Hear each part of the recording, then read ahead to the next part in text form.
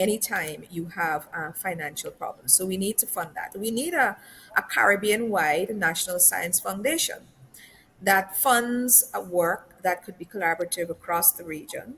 And we need to be able to put all our cards on the table and to see who's doing what best and to synergize, but also to farm out, so to speak, who could do what in the universities, in ministries, in other institutes, and so on across the region. Because I believe that what we were considering and thinking about 10 years ago, even 5 years ago, even 2 years ago, that paradigm might have shifted very significantly, both in terms of the technologies that are available to help us accelerate our work, but also the needs of the planet and definitely the needs of our region. Yeah, thank you for that. Professor Landis, there are those who would say that the absence of intellectual leadership around the issue of innovation is the reason for governments across the region not having in place the framework that is needed at this time to respond to developments in the marketplace and in societies. How would you respond to that? With a certain level of incredulity. So, when you speak of absence of intellectual leadership, I'm just thinking of one of the organizers of this conference, Professor Michael Taylor, and colleagues of ours, both across all the campuses, who shared in the Nobel Prize and were absolute thought leaders in everything to do with climate change. The idea that we don't have intellectual leadership, when you look at our Vice Chancellor, who is basically the most respected historian and advocate for reparations, I think is misplaced. Now, I do think that there are gaps.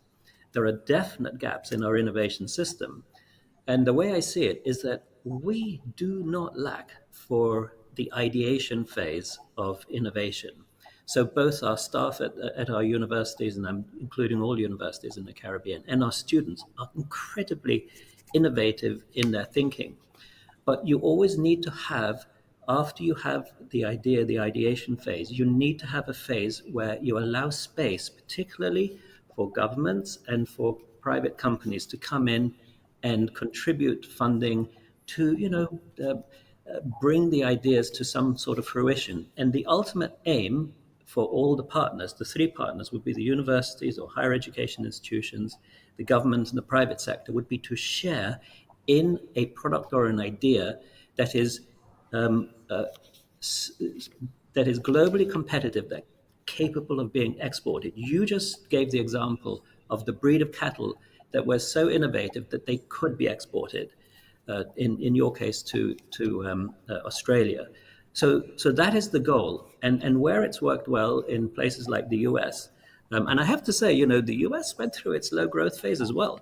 Universities were not translating their ideas into outputs until the Bayh-Dole Act. The Bayh-Dole Act in 1980 was totally transformational.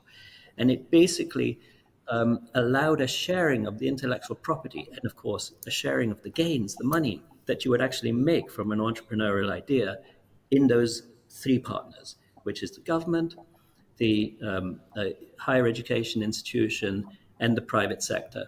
And it's in that partnership which you see so clearly in all of these business parks which surround universities in the US, Triangle Park in North Carolina or University Park at MIT. It's just created that environment where the three partners can share in that innovation process, in the benefits that arrive from it.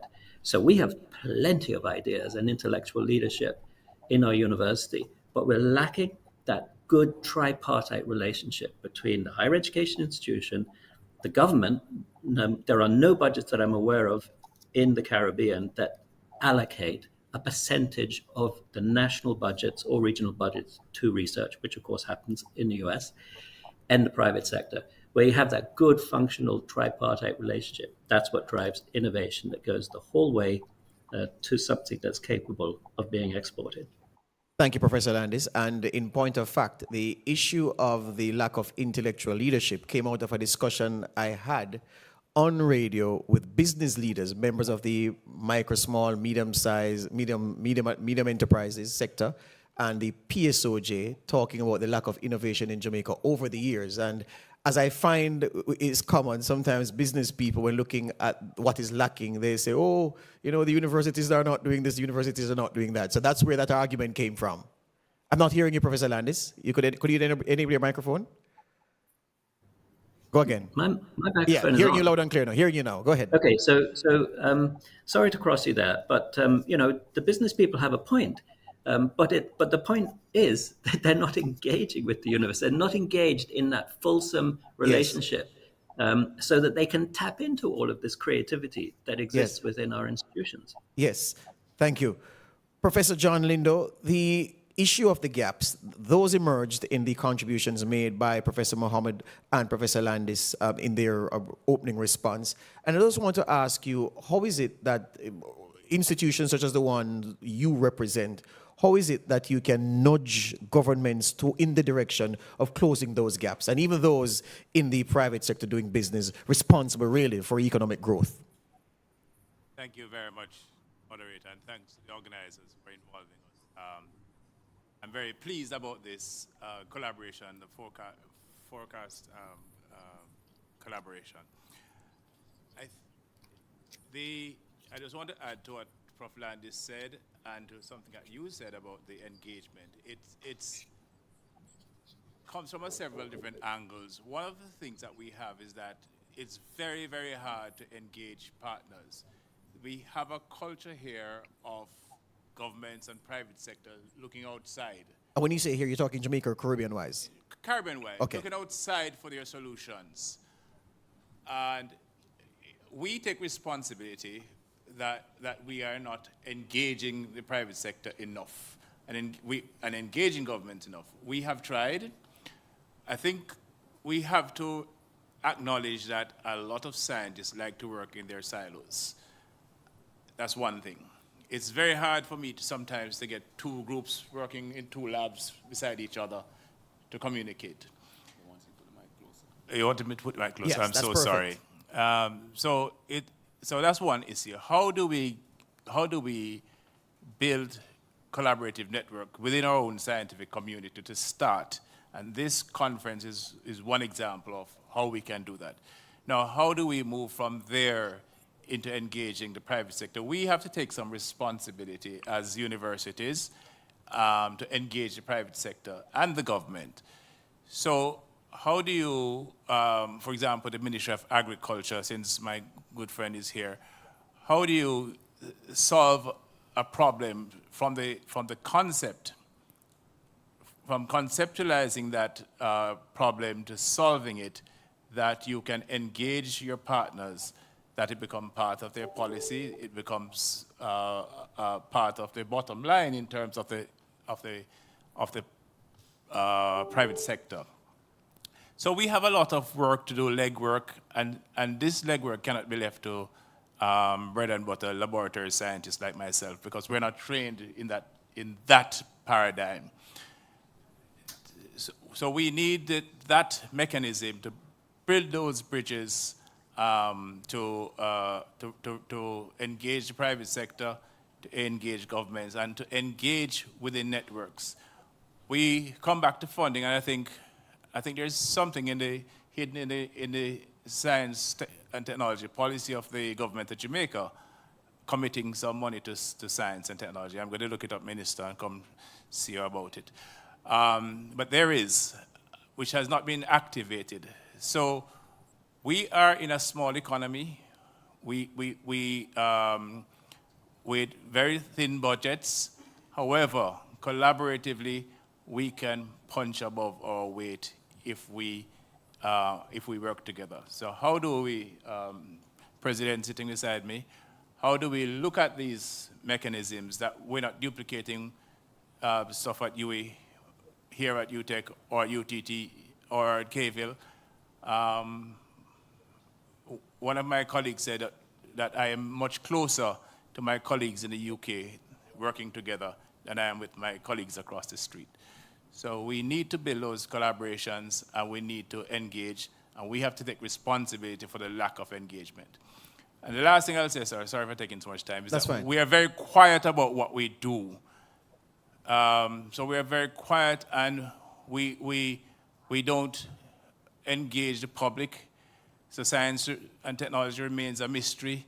So when people think of the University of the West Indies, they think of the social scientist, for example, who is on talking about violence, but not the persons in the lab. And the final thing I have to say is that we have to have that infrastructure within our universities to drive the tech transfer, to get that innovation out of the lab into the market. And that requires specific investments, and as universities, we must make those investments. And I think there's a nice project that we have funded now that takes into consideration, I know that UE, Mona, and UTech on tech transfer. So those are some of the opportunities. And as a final thing I'll say, again, I've said it 4 times, as universities, we take responsibility for that lack of engagement. Thank you for that. And I hear collaborations emerging already as a theme across all the speakers so far. So the host speaks last at his own gathering. And Dr. Brown, here's where I want to take you. And this question comes from my perspective from my reality as a journalist.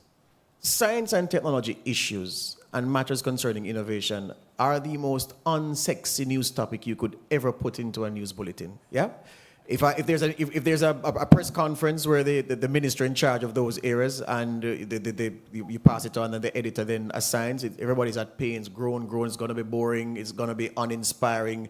That's the kind of thing. How can a country with the reception of material concerning those very important issues from the people who write the news, the people who consume the news, then convince the population that, we are developing a regulatory framework to facilitate innovation and investment in innovation and advancements in science and technology when the population is distinctly uninspired?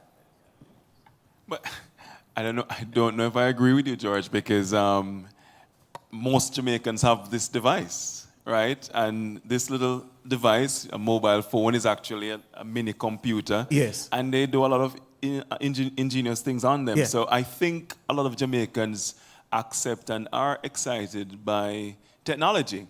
I think the real question, George, is how much are they allowed to participate in the development of this technology? So at the moment, most Jamaicans consume technology, and perhaps maybe that is the disassociation you're identifying. Yeah, but let me take you up on that, because here's the thing, and Professor Lindo said it.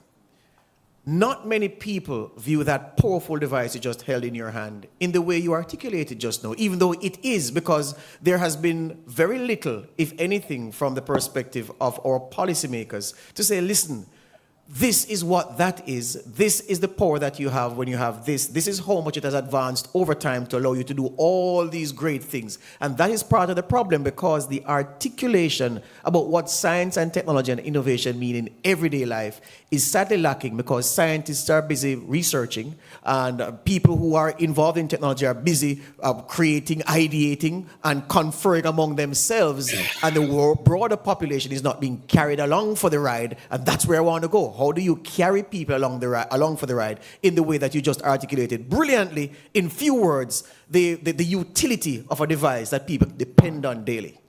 Well, I think it's absolutely crucial that we take the Jamaican population, and by extension CARICOM, along that journey in terms of the importance of technology. Because the future of the world is technological, right? That's for sure. And we're not going to put it back in a box. We speak about artificial intelligence. It's here to stay and will grow and become and evolve something else as we evolve. What we require, George, is that inspiration, as you say, so that we can have the educated population that becomes tomorrow's workforce that is able to indeed participate in the future of technology. That is a challenge, I think. So my question is this. Is Jamaica, is CARICOM an enabling environment for technology? Now, someone spoke earlier on the panel about us consuming technology. And so my message to Minister Green and the governments across the Caribbean is they have to decide, are the governments going to persist with the Caribbean being consumers of technology? with the Caribbean always looking outside for technological development. And I'm saying to them that we have the talent. We have the human resource. George, there are too many people in diaspora that I know who are excelling at science and technology and developing that technology for overseas countries, Correct. Jamaicans like Yes. me and you and others here. So we have the human capacity. And what we require, George, is for our governments to invest in us. It's as simple as that. Our governments must commit funding, continuous funding for our countries, for our universities in education, education, education. Because here's the thing. When we talk about these so-called developed countries and their innovation, how do they get there? They get there through government funding. There's no rocket science to it. Their governments see the impression or perception of their countries as technological as a national imperative. The UK must be seen as a technological country. The US likewise, right? And so they put their money into the universities, right? There is no national science fund, last time I checked, Minister Green, set up by the government of Jamaica. My faculty, my talented faculty here at the University of Technology have no government of Jamaica funding to apply to do research. They have to go to US aid, they have to go to Canada aid, they have to go to British aid. Why is that? Why can't the government of Jamaica move away from rhetoric and say, you know what, we are going to turn this island into a technological island and we're going to budget for it. We're going to commit billions of Jamaican dollars every year to invest in our talent, keep them here and let them do fantastic and amazing things in our institutions. So George, what I'm saying to you is not complicated. If the government of Jamaica and the CARICOM see this as a national and regional imperative, they will find the funding. And if they commit to it, George, I'm telling you, our people are talented enough to deliver for our nation and turn this country not just into some tourist attraction, Yes. but into an island known for, one, a highly educated population, and two, a technological workforce. And guess what? When we become known for those things, the jobs and the companies will come. They will say, hey, I can take my company here because Jamaica has the workforce to do this. And so now you'll next time you'll hear, oh, Jamaicans are the ones who produce the apps for the iPhone. Jamaicans are the ones manufacturing the hardware for the iPhone, because we have given the world the confidence that we have the population to do it. But the government. And the last point I'll say this. Many of us will say, because we've been conditioned to say, well, we must look to the private sector. Well, here's the reality, Minister Green. The private sector will invest in what we call sure shots. The blue skies, the early ideation, the private sector will be hesitant to put their money there. That's the space the government has to occupy.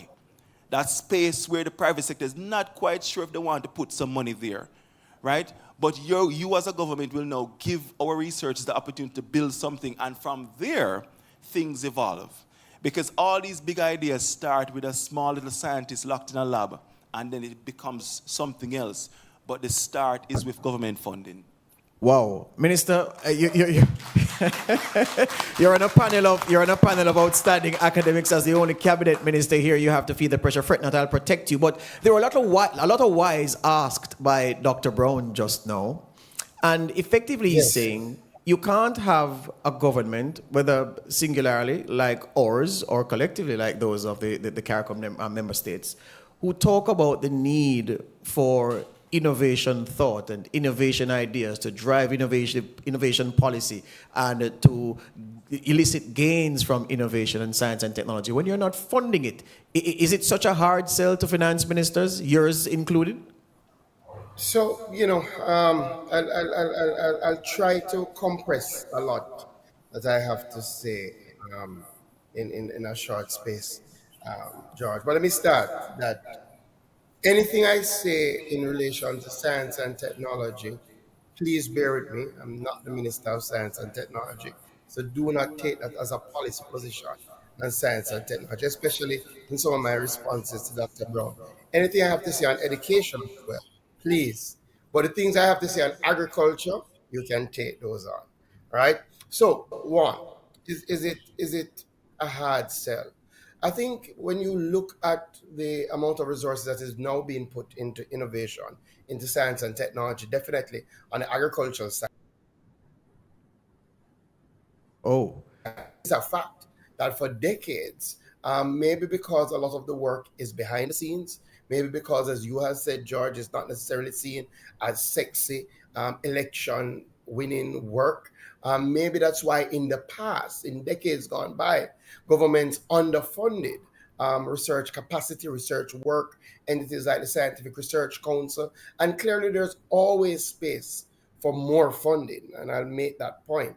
But definitely, I can say that over the last few years, we have seen a significant uptick in the funding around research, the funding around our research institutions. Again, I'll use Bodles as an example. No significant funding over the last 20, 25 years. We started first with our Borders Redevelopment Program, where we put $1.2 billion over about 3, 4 years. We have now expanded that, and we're putting $6 billion over the next 6 years to completely revamp not just Borders, but all our research stations, revamp our technology labs, revamp our equipment to ensure that we have more modern equipment that are keeping up with the times. So resources are being pumped, definitely from an agricultural standpoint, into research in a very big way. Clearly, from a government perspective, we have put forward a new science, technology, and innovation policy. And I think it was Prof. Lindo who spoke about that in that policy, which was put forward in 2022, a new version of that policy, and by Minister Vaz. It does speak to direct funding in relation to innovation, in relation to science. And I think that is happening. That is, again, budgets take a little time to catch up with policy, but that is the direction of the government. The Prime Minister has already said that we believe that we should be creators of technology, not just consumers of technology. And a lot of the innovation, a lot of the projects being run, the competitions being run among schools around science and technology. You see the DBJ having a big hand in that through the Big E program, again, another innovative program. We don't necessarily speak about those things as government funding, but it is government funding. And again, all the universities that speak are government funded. The fact is, one of our biggest takes on the budget, when I, as agriculture, go to ask for more money, um, education always gets a bigger chunk of the pie. And we understand why, because as much as I'm putting money and the government is putting money into building out these labs, if we don't have the human capacity and the personnel to drive these labs, then it makes no sense. So, George, as I wind up, a couple of things. Universities cannot divorce themselves from their responsibility. And their responsibility cannot just be to say the government must fund us. I think it was Professor uh, Landis who spoke about that tripartite arrangement. In agriculture, we have a wonderful project driven by US Sadico, who again went out and looked at the research to build back our mangroves, and then what could we do in relation to food security, and came to us as government and said, listen, government has some land, how can we partner, and went to seek external funding. And we've brought all of that together with the private sector, Jamaica Flour Mills, to look at developing breadfruit flour to ensure that we can treat with food security while dealing with some of the climate change realities. I use this as an example that universities cannot sit on their laurels and then say, the government must fund us, the government must fund us. There will always be um, competing calls on government funding. And I do believe more funding should be put in research.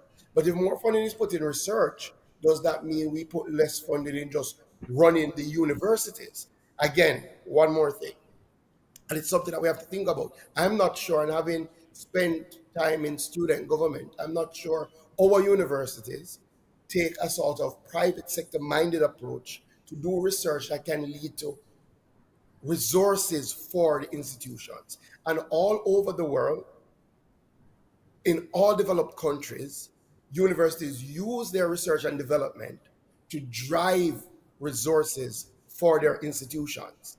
And we cannot divorce ourselves from that reality, because that is why I think sometimes our research is not, I'm trying to find the right word. We need to be more practical in ensuring that we're treating with the solutions that so Yamros, I need the universities here to tell me what can I do to ensure that I cauterize the spread of Yamros in the quickest possible time. Did they have a student who already did that work?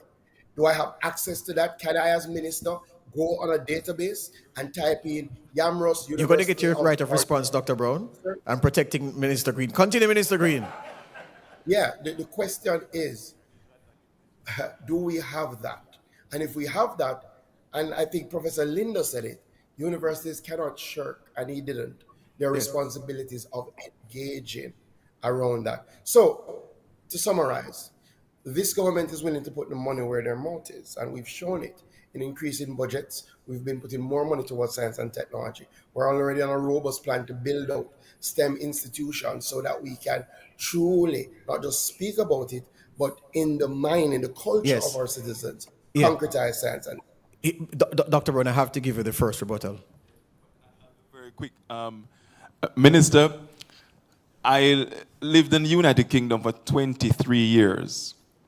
I was an academic there, and I went into industry, in the aerospace industry, where I also was doing research and development. So I think I know what fuels research in the United Kingdom. I can't speak for any other country.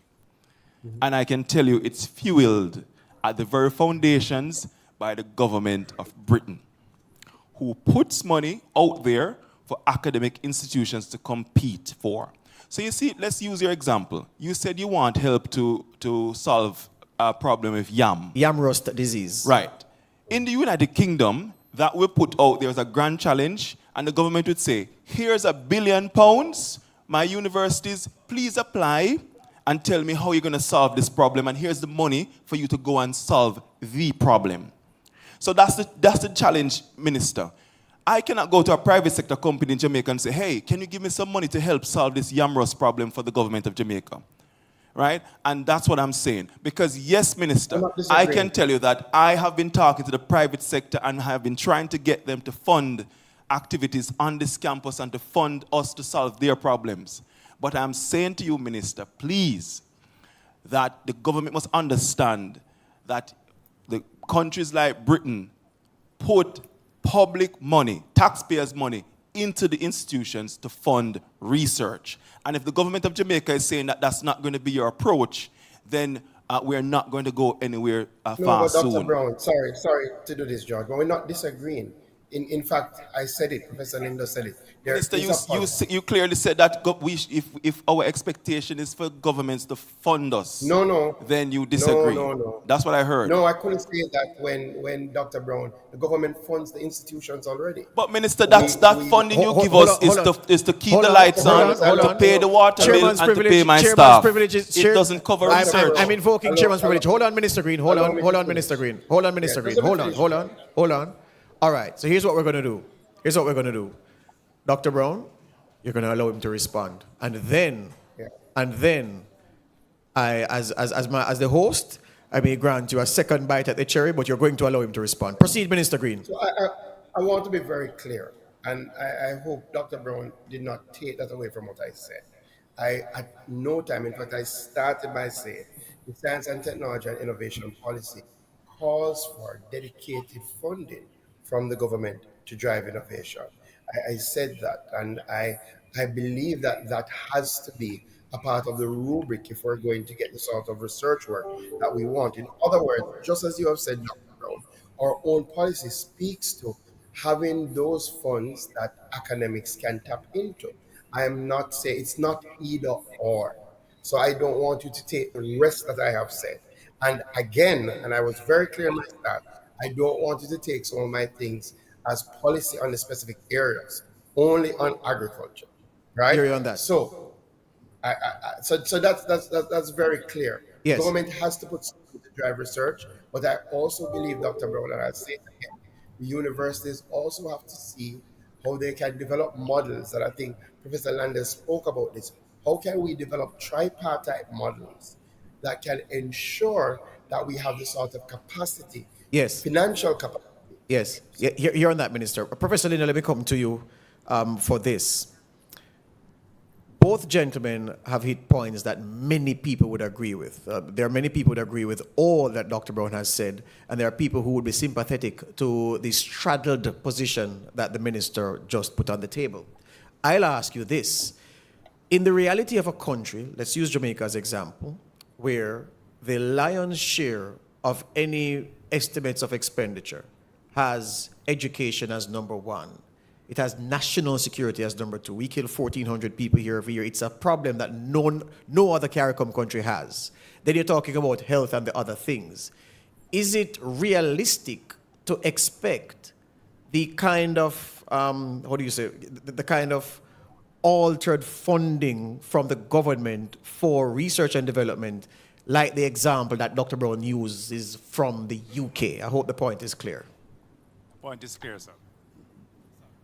So I think I agree with Dr. Brown in his approach that the government should earmark funding for research and innovation. But there are other avenues that the government can do, other avenues the government have that they can share with us universities, for example. I know that, and I work very closely with the Ministry of Health because of my particular research. And Minister, I'm trying to work very closely with your ministry too, so I'm serious, I'm going to call you. But the government has access to international funding that universities don't have. And in those partnerships, we can get access to that funding. They have a lot of grant funding. Sometimes they don't even use that funding. And I'm speaking from, so it is very crucial to go back to building those bridges between the universities and the governments. And whether you're sitting where Clive is sitting in Barbados or in Guyana or here or in Trinidad and Tobago, how do we build those bridges so that we can get access to that funding? The minister might not have it in his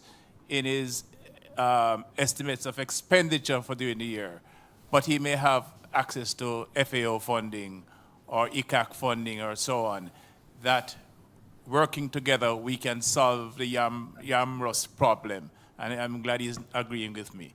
So those are the novel ways I want us to look at funding. Absolutely. And funding is something I wake up every day thinking about and thinking about it going to my bed at night. So yeah, I don't want to turn this conference to funding conference. It's funny you say that, because I'm fighting the urge to give all of the panelists another go at this funding issue because it is so important. But I've been given a task, and I'll not upset my masters on this one. Professor Landis, let me come back to you and deal with the level of education, because in terms of preparing the workforce for the technological demands of the future, what must Caribbean leaders do in terms of specific steps, if you have any, at all levels, to enhance STEM education for these improved outcomes in the future where the workforce is concerned, sir? Okay, before I answer that, I can't resist just adding a last point relating to I funding. suspected so. Go ahead, make it quick, please. And it's just this, would it be different for the private sector if they knew that our universities were not just picking their pockets, but that we're looking to share in a potentially profitable enterprise, and that they have a share in any profits? Would it make a difference to the minister if we had something like the Bay-Dole Act? I want to go back to that. It was so transformational because it just made that arrangement, which is roughly 1/3 to the government, which is funding the public institution, 1/3 to the institution, and 1/3 to the investors. And so you don't think of it as, oh, we're just giving something for nothing. We're investing in an innovation product. Not all of them will succeed, but if one hits big, you will share in it. So that's what I wanted to add in terms of, just creating a more nurturing framework to get that tripartite relationship going. In terms of how we can involve STEM education evolving more pervasive, I think we need to take an approach which has worked well. Again, it's one which involves those three partners. If you look at what the University of Calgary has done, they have looked at a program, to do with a school to do with I'm getting an echo. I don't know if you're hearing it, but I will continue speaking. Just a second, Professor. A Just a second. Don't lose your train of thought. We're good, Perrin? Okay. Carry on, sir. Okay, to do with data science. And so the idea is that we can upskill persons who are in the private sector. We can upskill, when I say we, the higher education institutions, we can upskill people from the private sector. And the way that it's envisaged is that you have a very low entry to get people in and to get them into short certificate courses, which don't end up with a full degree, but they have a very low entry point. They're basically a basic entry level point, so that you can bring people up to speed about what this data science and analytics is all about, or AI, or whatever it is. And then you will see from those, there are some people who really have aptitude and an interest in the field. And then you offer the next level and you give a slightly accelerated movement from that first level to the next level, which might be a diploma, because they've already covered basic material. And then, from the level of the diploma, for those who really show great aptitude and leadership, you can bring them into a master's or even a PhD. And again, you give them advanced standing because they've already covered the intermediate level. And so, you can start off with a very open and not at all an elitist approach to get lots of people in from the private sector, from the public sector, to bring them up to speed with the topics of interest in STEM. And then you can ladder it so that you can then identify the leaders in that field and fully upskill them the whole way so that they can really lead the entire economy. Thank you for that. Professor Mohamed, I haven't heard from you in a while, so I'm putting the same question to you this way. The workforce in the future, outfitting that workforce of the future with the skills needed in STEM. Now, what should governments do now? What would you advise them to do? Well, I think I'd like to move away from the government-centric model a little bit, conversation, but they do have a very important role to play. I think the most important role is really to look back at the pipeline, what feeds all the way up to university. And one of the things that we have been advocating for, and we've done here at UG in Guyana to an extent, is that we have recreated our teacher training, our faculty of education, and created a technology and innovation unit, not only for training teachers how to use technology and innovation, but training them about the use of technology and innovation, how they can incorporate those, but also how they can get their students involved. We have, for instance, one of the first AI policies at universities. Of course, an evolving policy, but it's really based on the idea that we cannot be technology averse. So that we allow our students to experiment and we try to regulate that and look and study that and to see how that plays. The other thing we've also been looking at, I'm listening to all of this. I'm thinking that people just think that people just know how to innovate by magic. By the time they get to university, Yes. they know how to innovate. And I don't think that that's the case. Innovation is something like a skill, it's a muscle. You have to develop it. And I think that one of the things we need to do in terms of looking at education policy going back, talking about feeding that pipeline all the way up to university. And even citizen scientists, that many of them are out there experimenting, innovating, making things. You'd be surprised at some of the things that ordinary citizens come up with and they think about and they try, right? So an avenue for that. But going back to this technology stream in schools, we have projects in the university that we're piloting right now that work with small children. I've spoken about that over time to look at how innovators are created from 9 years old, all the way up to when they get to university. It's the first cohort, so we're in our final year now. We'll be able to share that research later. So there's that. There's a science, the national science policies, but I want to go back to an original point I made that might have been missed. You know, transformative research is very, very expensive. Very expensive. I've been listening to the scale of billions of dollars, etc., that people are talking about, and that is true. We need those kinds of that scale of funding. But to believe that our governments, in the particular conditions that we have in the in the region right now, will be able to find those that kind of money by itself, I think that might not be forthcoming very soon. But if they collaborate and pool funds, certainly for big projects, transformative projects, I think we can do that. And one of the things that I've been kind of thinking about recently is how per capita, in terms of natural resources, how rich the Caribbean region is combined, compared to the population sizes of this territory in comparison to the rest of the world. Some of the places we're talking about, some countries in this region have more natural resources than them, and far less people. So I think the question is, how do we work and collaborate? How do we leverage what we have? And the other issue is, how do we protect? And this is a big thing that we were talking about yesterday.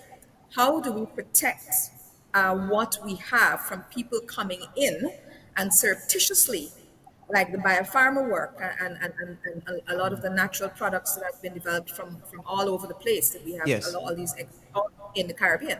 How do we protect those things, and how, when as academics we have to work with overseas academics, how do Yes. we keep that knowledge, and that material, and how do Yes. we take a share in it, ensure that we take a share in it? So it's quite multifaceted, Yes. I believe. But in terms of of governments, Yes. I think setting the framework, looking to collaborate, creating policy, and opening up some of those pipelines to funding that they alone might have, and also making sure that the private sector is involved. And the last thing I want to do, this question about making science sexy, that science is not sexy. I'm really, really a science a kind of buff. And one of my favorite programs is a program called Click. It comes on the BBC BBC. every Friday at a certain time. We can do something like that for the Caribbean. If you look at the Answer McCall, the SABVA Awards page, you will see how many Caribbean scientists have done fundamental, phenomenal, transformational work. Yes. At least 20 of them, right? But we don't know. That's kind of siloed in somewhere. We need to Yes. do this work, and that's the work of you journalists. Yes. That's Yes. I'll take that on, come Professor. in. Right. Yes. I'll Okay. take that on. Say more, but I know you're pressed for time. Yeah. I want to ask, thank you for that. I want to ask you, Dr. Brown, and believe me, thankfully I work in the public, so if I'm telling tales, my people will draw me up on it. So believe me when I say this to you, that given the real discussions that have been had in this country about a labor shortage, at least the government says there is a labor shortage, skills shortage, the leaders in the private sector, the captains of industry also bemoan the labor shortage. Earlier this year, William Mafuda at Wisinko said they had to pause expansion because they were short about 500 workers and he didn't know where he was going to get them from. That's a fact. So here's this now. Continuing on the line of workforce development. It has been said, has been grumbled, that laterally, the university graduate trained by institutions such as like yours, the skills that they possess do not marry with the industry in which they work, they seek employment and are employed. And so the simple question is, if you accept that this is an issue, how do you ensure that the graduates you prepare and send out, their skills align with what the employer is looking for?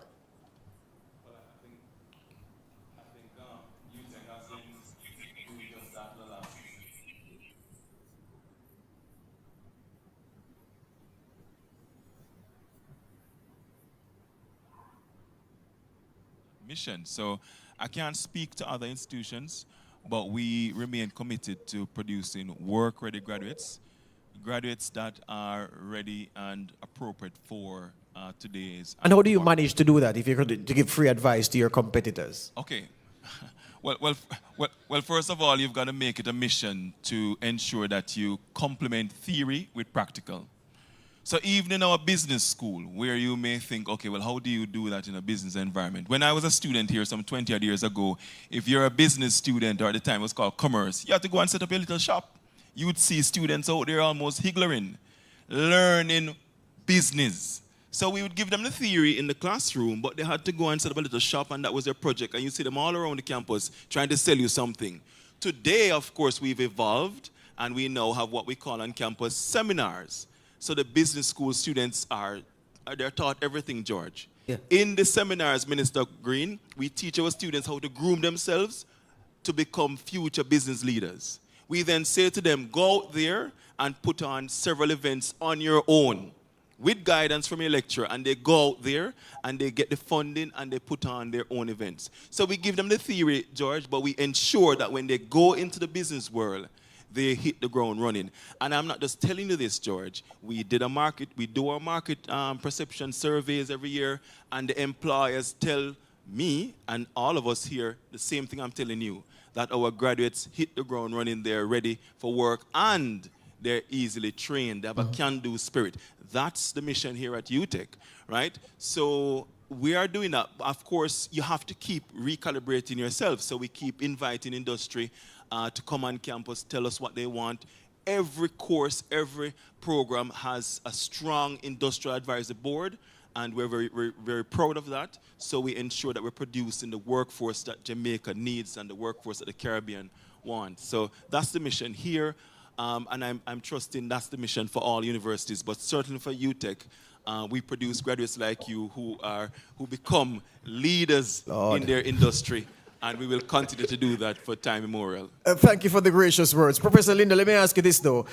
Still with workforce development and the STEM education agenda as you interpret it being set now, how would you advise the design of that STEM agenda to create better, more responsive, more intelligent to the needs of the time workers in the future? What would you say? I would like to kick this one to Prof. Landis, who outranks me at the University of the West Indies by far. All right, Professor Landis, he's putting this question to you, sir. Okay, please repeat the question.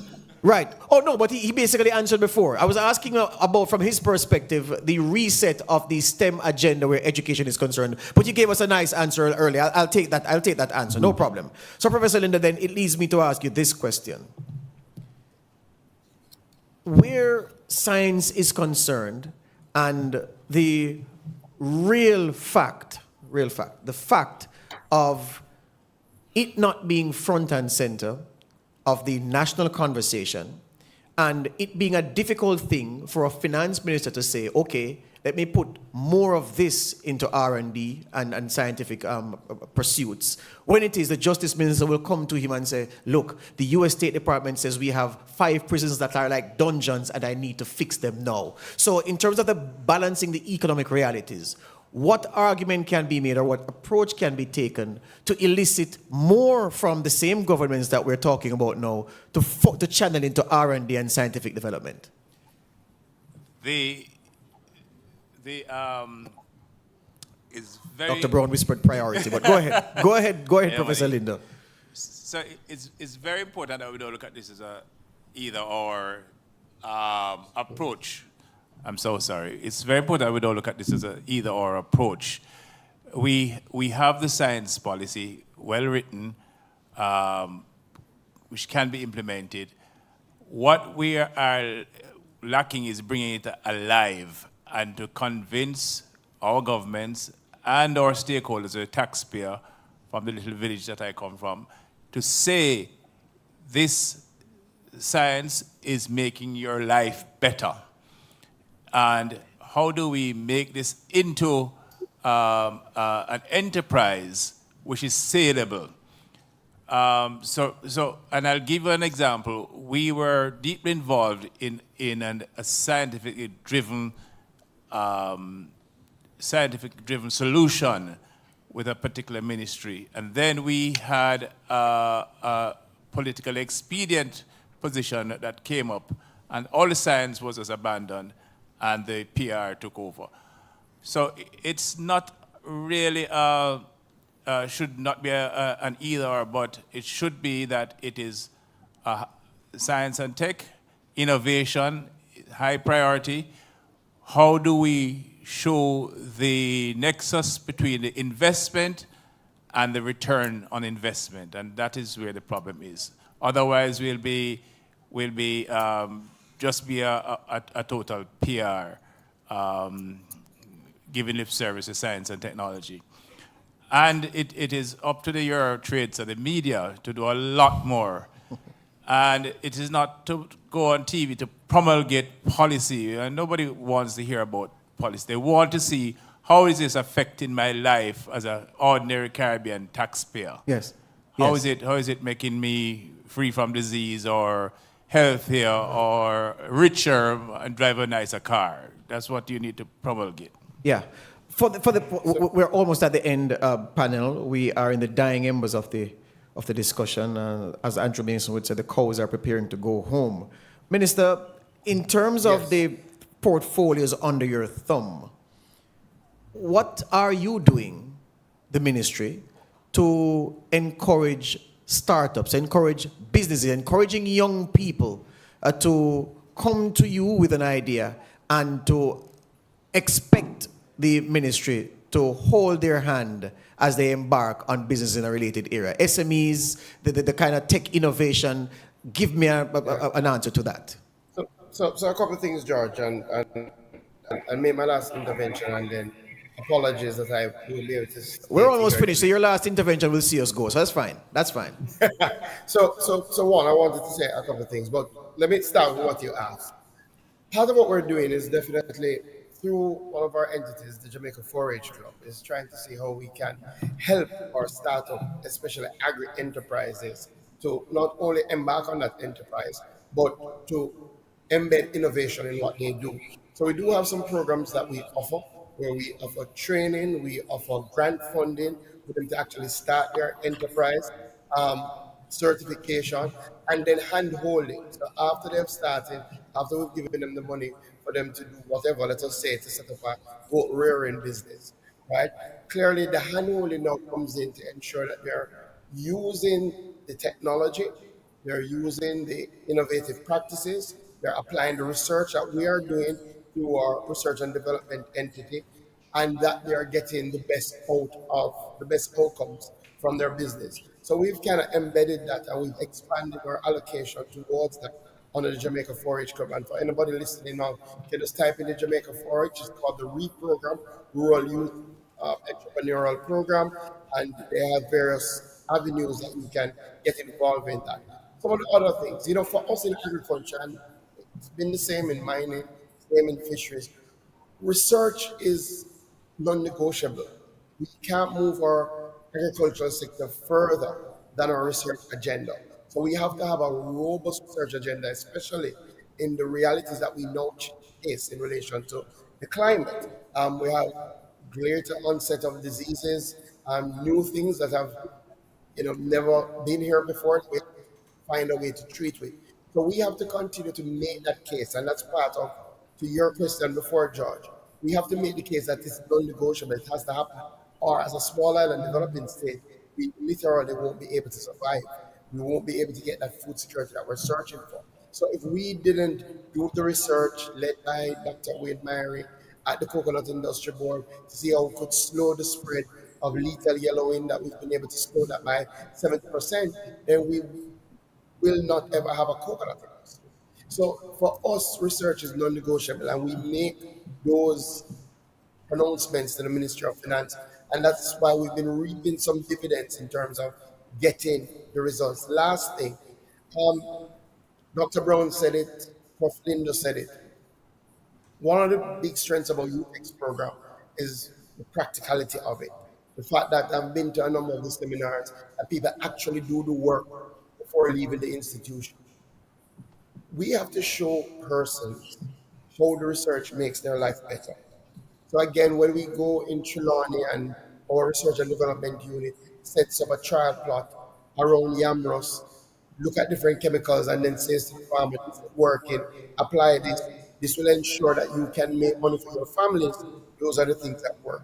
So part of what I'm looking to do out of this discussion with Dr. Brown, with Prof. Lindo, with the University of Guyana, and anybody else who's willing, is to see how we set up that engagement framework that Mr. Landis spoke about, tripartite engagement around agriculture and fisheries and mining, that we can use the resources that we have to generate more resources and to set up for profit models that will drive innovation across agriculture. I think if we are able to do that, I'm willing for that discussion. Let's see how we can get that done. Thank Th- you, George. Thank you, panel. Thank you very much, Minister. Know that he's in his constituency, he's on the ground. A lot of work is happening in St. Elizabeth. We would appreciate that the parish was hardest hit by Hurricane Beryl. Professor Mohamed, my final point to you is this. For where we are now and for where policy is, for how innovation is regarded in the private and the public sector spaces, do you expect that in 15 years we will be lamenting the same lament we are today? No, absolutely not. I think that the exigencies of our time is going to force us to one, collaborate, synergize, think about how we are to address the future. And remember, this is a population of very young people, not only in the Caribbean but in the world, and they are pushing an agenda with or without the academy. We would have to get along with them. We'd have to come along with them. And some of the things that we've done, like for instance, I've put all my institutes in one building at UG.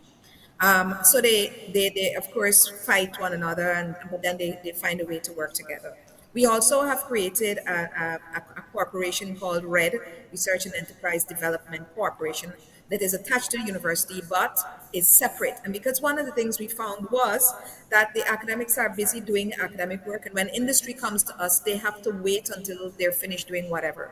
And that kind of does not work. So we wanted to make sure that there was an industry efficient entity that could respond to the research questions that industry had.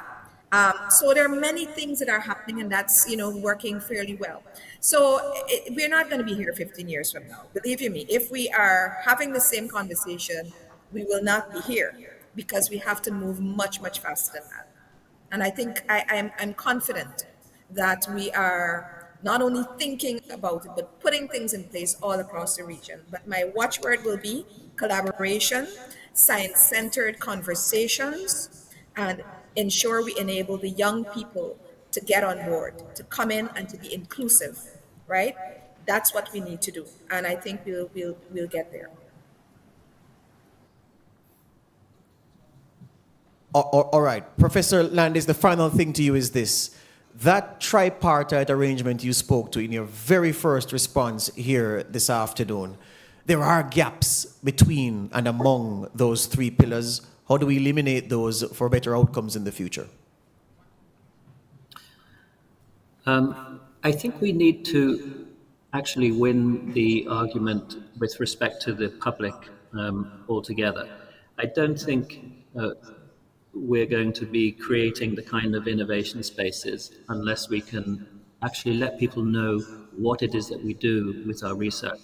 I'm getting that echo again, but I'll continue. So, for example, if you look at John Lindo had said people will notice if innovation affects things like their health and public health. Nobody really speaks about HIV anymore. Yes. And reason for that is that the universities and the ministries actually work together tremendously well with really cutting edge research.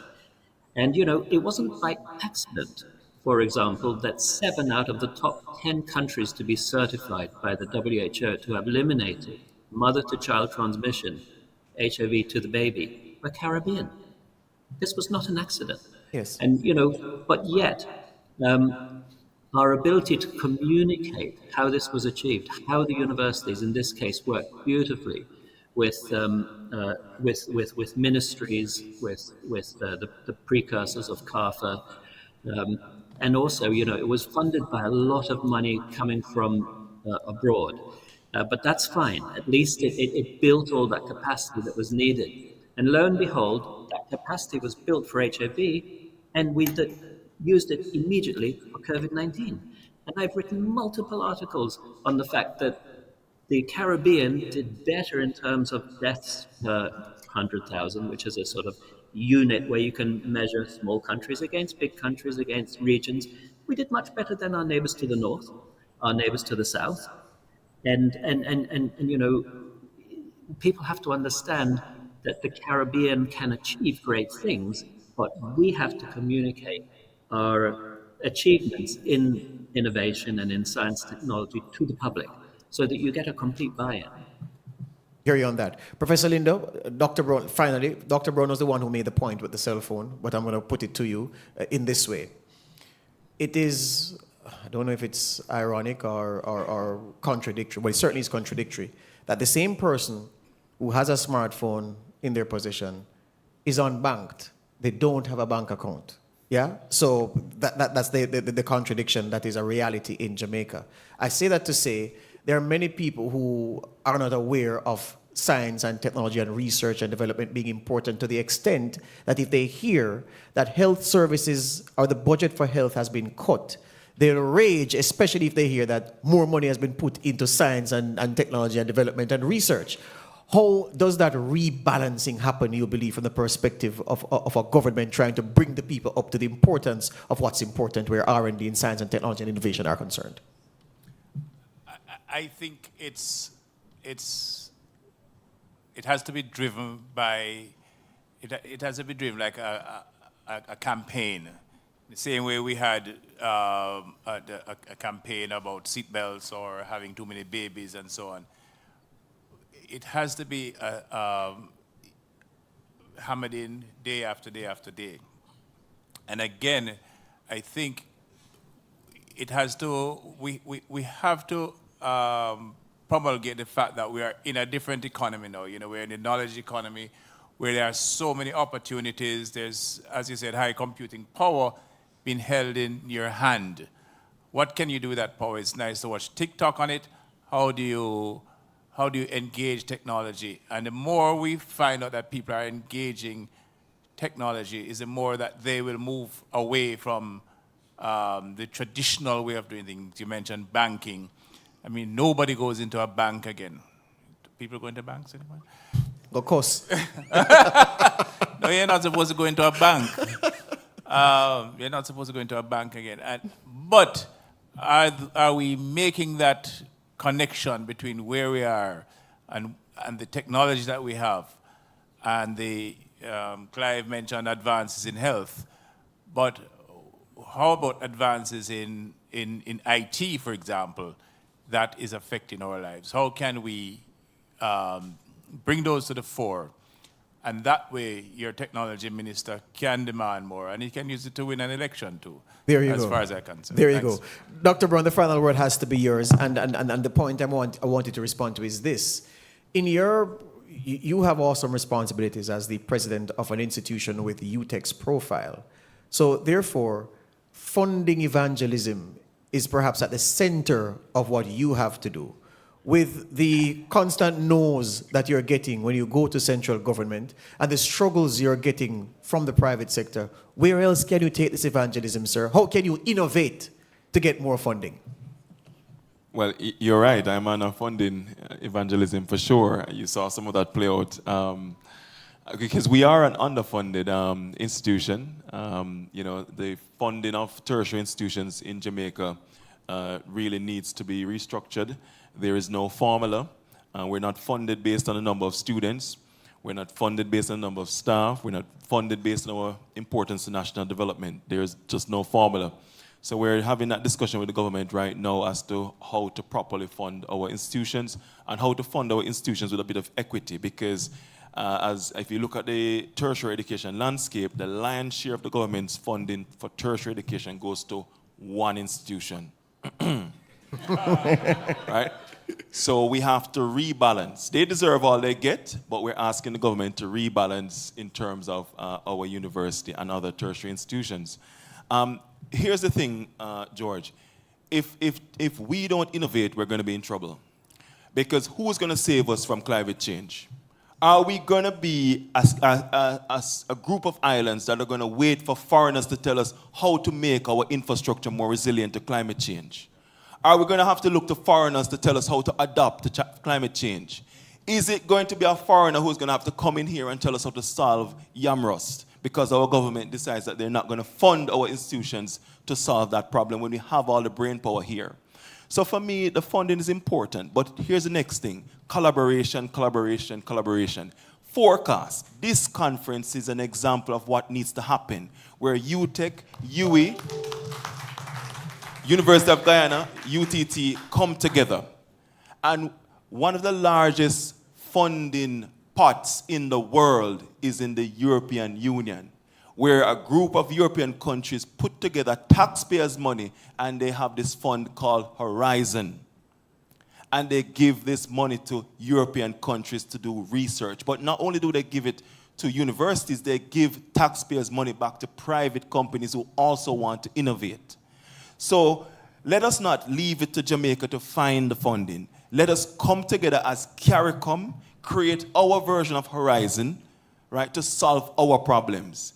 And it is not to say that we're going to depend only on the government, but I am still making the point that the government has a role to play. The private sector will come in, yes, but the government has to drive the initiative forward, create the space, and be consistent in how we're funded. And one final thing I'll say, George, since I'm speaking to you as a past student, is that our university needs you. We need all our past students who want to give back, who should give back, to give back not just to UTEC, but UWI and all our universities, as you would do to any other good institution. I know in Jamaica, I'm sure you're contributing to your high school, and I'm saying see your university in the same light.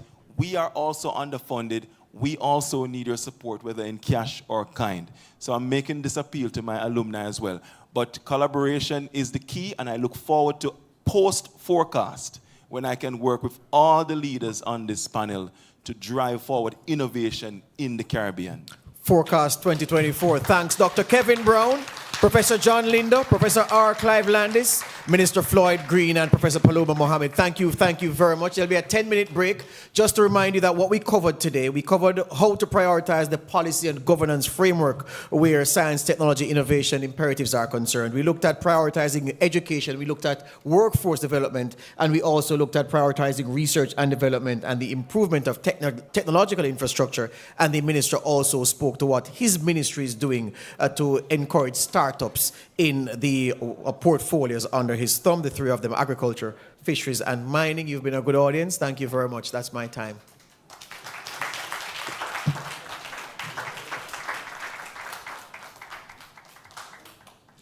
Thank you.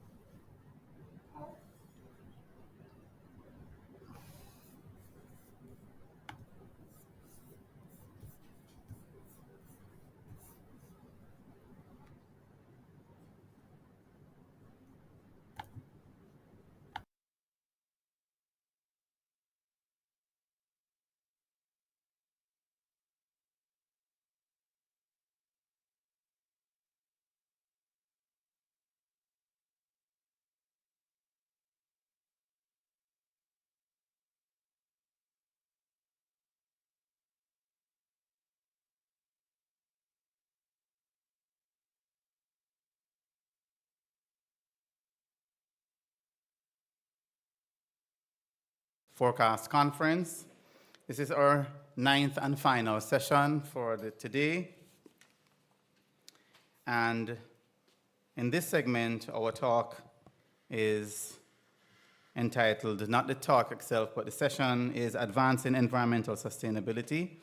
Speaker profiles, speaker profiles is me. So for now, I'm Damien Nesbitt. I'll be your chair, and my lovely co-chair joining us is Amoy Campbell. Our first presenter this afternoon is Dr. Nikki Bramwell. She's a faculty member here at the University of Technology, Jamaica, where she's a senior lecturer, as well as acting head of school for Natural and Applied Sciences in the Faculty of Science and Sport. She completed her master's at the University of West Indies Mona campus and did her PhD at the University of Technology, Sydney. I think technology is something she's attracted to. Her research areas are in marine ecology, looking at seagrass beds, and adjacent ecosystems. And her talk this afternoon is entitled, Does the Seagrass Habitat's Nearest Neighbor Factor in Fish Distribution? Dr. Nikki Bramwell, please welcome.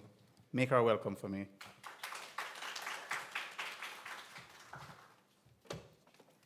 Thank you very much, everyone. So I'll just go straight into it. So basically what I'm going to be talking to you about now is how seagrass beds and how the habitat that is next to the seagrass bed, does it affect the distribution of the fish in the seagrass bed itself?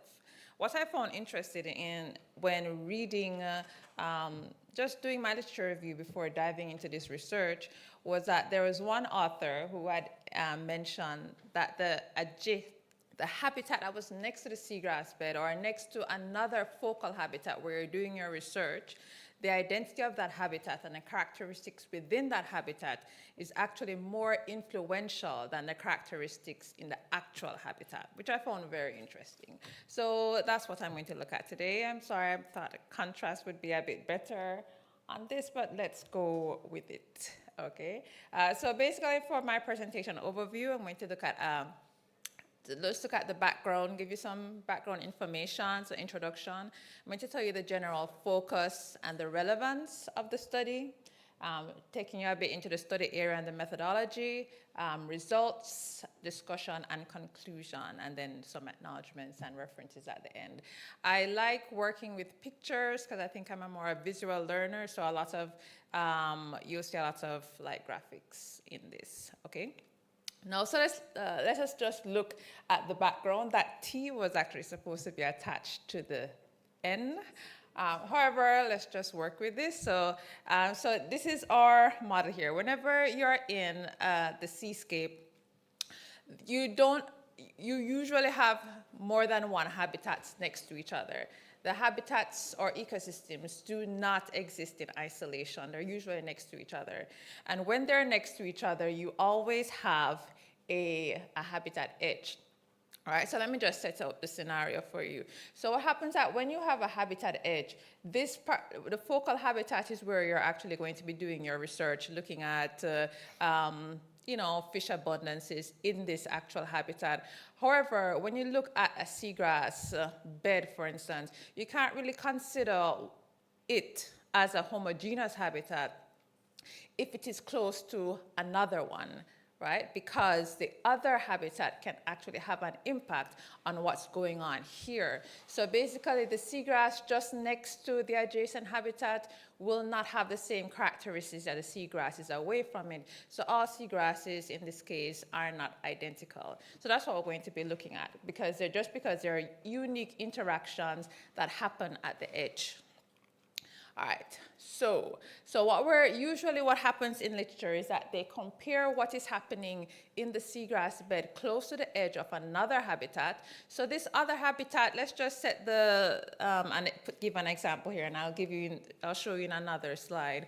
But for instance, seagrass beds can be close to like a coral reef or a rocky reef or a sandbar or other kind of fine sediment. It's not just there on its own. It's always next to something else. And that something else can actually have very great impact on the fish distribution in your seagrass bed itself. Okay, so a lot of times in literature, they compare, that's not good. Anyway, they compare the distribution of the fish or other organisms within the focal habitat with distance away from another distinctly different habitat and then see what they get. Okay, and now because real landscapes have multiple edges, what we did in this particular, and you're not seeing it, this is how it comes up on this, okay, but I will just show you using a pointer, what it should look like. You have a focal area here, which is our seagrass bed, and it's called Posidonia australis because it's in Australia. It's similar to the turtle grass in terms of what it looks like in our Caribbean waters. We're looking at the seagrass bed here and how and the fish distribution within, how it varies when it is adjacent to two distinct habitats.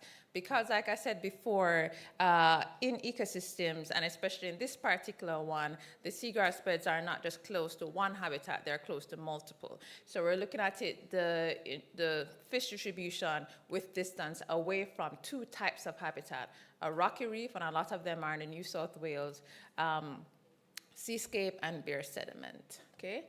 Hopefully the others don't. Okay, great. So what needs to be considered when we're looking at this? So we have two different habitats, Habitat 1 and Habitat 2.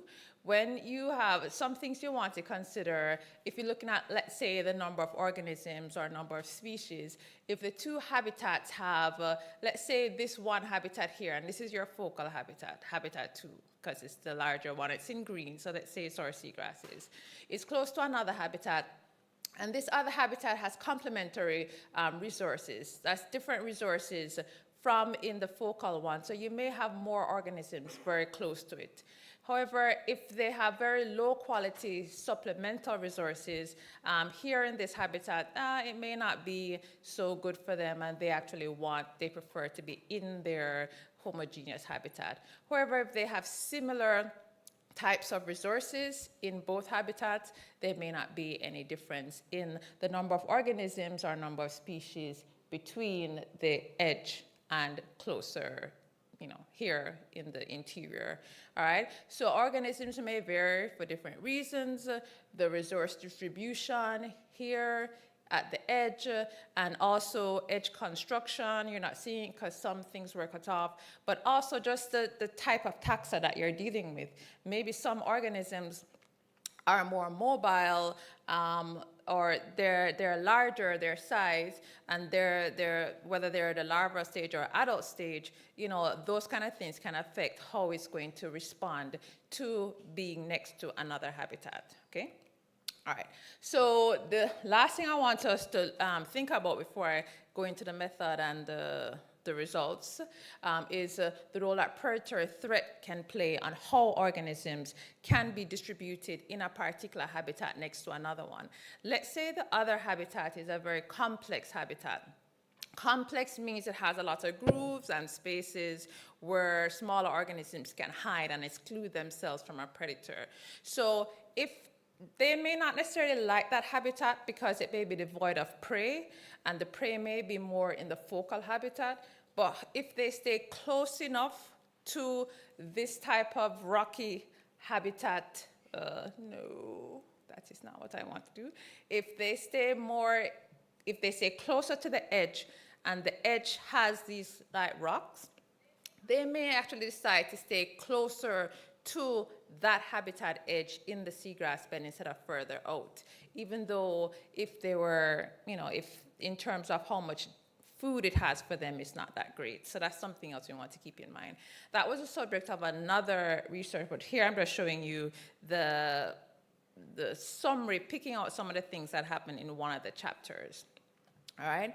Now, so the general study focus for the particular chapter I'm going to talk about is looking at fish community dynamics within this seagrass bed with respect to two unique edge constructions, in other words, two different types of habitats, just to see if there was an impact, like close to the edge, further away from the edge. And from this, we would be able to see, okay, being close to the actual adjacent habitat is having an impact on the fish distribution in the one that we want, okay? So I looked at both how many species there are, the distribution of individual taxa, and distribution of functional gills.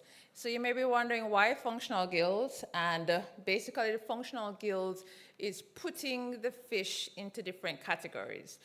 It could be based on how they feed or how they use their environment. So you can put fish as herbivores, carnivores, invertebrate feeders, and so on. And one of the main reasons I want to leave with you why we may do that is even though the individual taxa may differ across different geographical regions, you're going to have a herbivore in another country, right? So you can actually compare the organisms because you have put them in these gills, okay? All right, so what's the relevance? Why do we want to do this?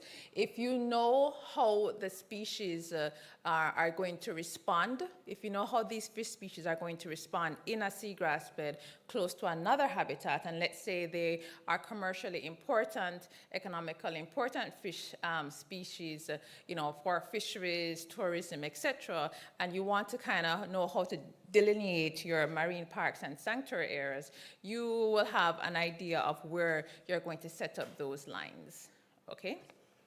All right, so yes, we spoke about that already. And the types of functional gills that we had actually used were the feeding mode functional gills, and I spoke about this before, how they feed, and the estuarine use functional gills. I'm not sure why it's looking like that, but anyway, let's just work with it. So the study area and methodology. So this was done in New South Wales, Australia. So this is sitting down here. So it's this enclosed bay here, estuary called Jervis Bay. All right, so these were the two main sites where the research took place, Kalala Bay and Greenpoint, right there. So these are the two here, just, made larger. These are seagrass beds, and you notice they're going to be close to, both of them are close to a rocky reef and sandy region on the horizontal and vertical axes. So they made them perfect areas to study. All right, so in terms of what was done, so basically we chose these particular areas that were close to both a rocky algal reef and unvegetated sediment. We divided up the area into 16 15 by 15 meter plots using transects that were run into the seagrass bed from the algal rocky reef, but they were marked at 15-meter plots. And basically we formed these little boxes of 50 meters each. And then we just basically sampled the heck out of all of this. Okay, so we sampled fish using seine nets and GoPros, and we sampled also for what they feed on, because we wanted to find out a mechanism of why they would be lining up themselves or being distributed in a certain way.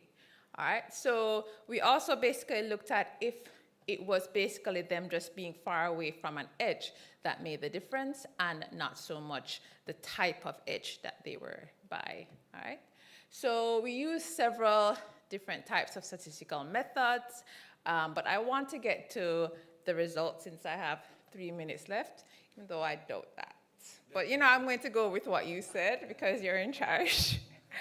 All right, so in terms of the results, just an overview, there were many fish in the seine net over the time, 37 different species or taxa. There were thousands of mollusks. Most of the fish were invertebrate feeding fish, and we could see why, because there were a whole lot of mollusks there, and then we also had measured zooplankton. Now, I was focusing on here, and what the results I'm going to show you is for the fish, but I just put this in here because this was something else that was done as well. So you will see here that for fish species richness, if you're looking at distance away from the reef, there was a very distinct increase. You saw the increase with distance from the bare sediment as well, even though it was more pronounced here with distance from the reef. From the general edge, yes, it would translate to that as well. As you moved away from the edge, both edges in general, to further into the seagrass bed, then you would have more species. Okay, what was really interesting is that you have different communities at the different edges, I should say at different positions from the edge, but primarily with respect to the reef and not so much with the bare sediment. So you'll notice that the fish community, this just states that the fish community close to the rocky reef is different from the one that is 45 to 60 meters away from the rocky reef. But there was not so much difference within the community from the going away from the bare sediment, okay? And basically, in a nutshell, that is what all the other ones are going to show you. Whether it is looking at the fish feeding gills, or it's looking at the distribution. Yes, this is also the fish feeding gills, where you notice that the species, this is just showing that the species that were 45 to 60 meters away are clumped together. So they're similar, but different from the others, okay? And the others are saying the same thing. Now, I'm just going to just end then by saying, and you will see it here again, you see the same kind of trend all along, that what is really driving, what seems to be driving the change from the edge is actually the structure of the reef itself. And I will leave you with this one here. Oh, yes. No, I can't leave you with that one because the picture does not come out. But anyway, no, yes, this is the one I wanted to leave you with. So what is happening here is because of the reef structure itself, it being a ray structure, there's greater hydrodynamic, there's a greater hydrodynamic gradient here from the reef edge to within the seagrass bed than from the sediment, bare sediment in that direction because of the ray structure. And that difference in this kind of area here drives a lot of the changes that you see. First of all, it's going to take away all the sediment.